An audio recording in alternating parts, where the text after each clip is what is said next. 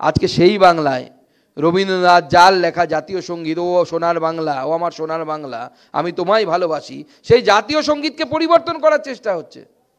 শুধু তাই নয়, অপপ্রচার হচ্ছে যে রবীন্দ্রনাথ ঠাকুর নাকি কাজী নজরুল ইসলামের সমস্ত লেখা চুরি করে নিয়ে নাকি গীতাঞ্জলি করেছিলেন, অথচ যখন তিনি নোবেল পাচ্ছেন তখন কাজী নজরুল ইসলামের বয়স হচ্ছে 14-15 বছর, হবে কিনা সন্দেহ।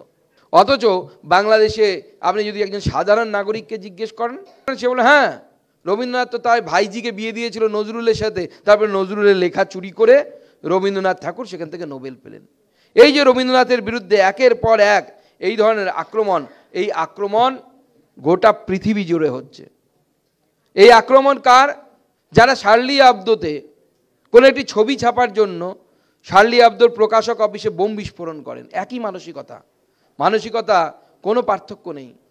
যে মানসিকতা বিশ্বাস করে পৃথিবীতে একটি ধর্ম থাকবে, একটি ধর্মগ্রন্থ থাকবে, একটি ঈশ্বর থাকবে, এটা হতে পারে না। পৃথিবী প্লুরালিজমে বিশ্বাস করে, পৃথিবী বহুত্ববাদে বিশ্বাস করে। নমস্কার বন্ধুরা, আমার নাম ধ্রুপজ্যোতি সরকার।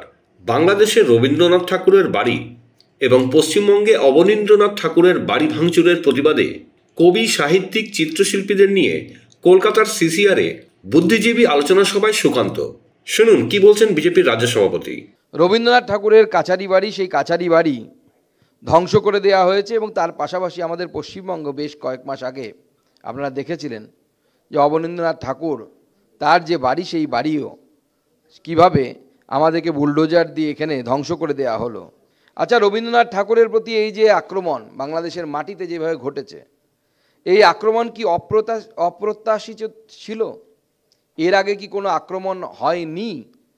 নাকি আমরা বারবার জিনিসগুলোকে ভুলে যাই? বাঙালিকে অনেকে আত্মবিস্মৃত জাতি বলে এবং অনেকে আত্মঘাতী বাঙালি বলেও অনেকে উল্লেখ করেছেন যে 1947 সালের পর থেকে, যেদিন থেকে পূর্ব পাকিস্তান হয়েছিল, সেই দিন থেকে তৎকালীন বাংলাদেশ অর্থাৎ পূর্ব পাকিস্তান, সেখানে একের পর এক, সে খুলনা থেকে শুরু করে কুষ্টিয়া, বরিশাল, শ্রীহট্ট, আবার কখনো ঢাকা, যে চিহ্নগুলোকে মুছে দেয়া, অর্থাৎ একটি ধর্মীয় সম্প্রদায়ের চিহ্নকে, যাকে সনাতনী সম্প্রদায় বলে, কেউ হিন্দু সম্প্রদায় বলে, তার চিহ্নকে মুছে দেওয়ার, একটি সংস্কৃতিকে অস্বীকার করার অদ্ভুত রকম চেষ্টা দেখা গেল।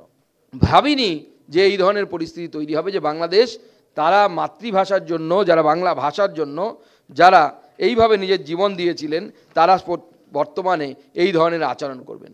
কিন্তু এটা কিন্তু কোনো বিচ্ছিন্ন ঘটনা নয়। একের পর এক 1947 সালের পর থেকে একের পর এক এই ধরনের ঘটনা ঘটেছে। আমি বাংলা ভাষার জন্য যদি গর্ববোধ করতে পারি তাহলে আমি বাঙালি। আমি বাংলা ভাষার রামধনুকে রংধনু করতে যদি চেষ্টা না করি তাহলে আমি বাঙালি।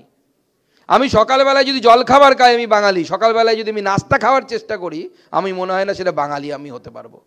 ভারতবর্ষ হচ্ছে একমাত্র দেশ যেখানে হাজার হাজার বছর ধরে যে সংস্কৃতি বিদ্যমান ছিল, 5000 বছর ধরে যে সুরে দুলতে দুলতে ছোট বাচ্চারা বেদ পড়তেন, সেই একই সুরে আজও আপনি বেনারসে যান, দেখতে পাবেন কয়েকশো বাচ্চা একই সুরে দুলে দুলে বেদ গাইছেন। এটাই হচ্ছে ভারতবর্ষের সংস্কৃতির মূল মন্ত্র, ভারতবর্ষের সংস্কৃতির শক্তি, ভারতবর্ষের সংস্কৃতির আত্মা, ভারতবর্ষকে সামনের দিকে এগিয়ে নিয়ে যাওয়া। তাদের পূর্বপুরুষকে হত্যা করা, বাড়ির মহিলাদেরকে রেপ করার কাজটা যে ব্যক্তি করেছিল তার নামই মোহাম্মদ ঘুরি। মানুষ যখন ইতিহাস থেকে বিচ্যুত হয়ে যায়, তখন যে দেশ তৈরি হয় তাকে বলা হয় কান্ট্রি উইদাউট নেশন। ভারতবর্ষকে শত বিচ্ছিন্ন করার একটা চেষ্টা হাজার হাজার বছর আগেও ছিল, আজও আছে। আজকে তার রূপটা হয়তো পরিবর্তিত হয়েছে। আজকে প্রশ্ন হচ্ছে, বাংলাদেশে যদি বাঙালি থাকে তাহলে বাঙালির ঐতিহ্যের এই রূপ কি আছে এখনো?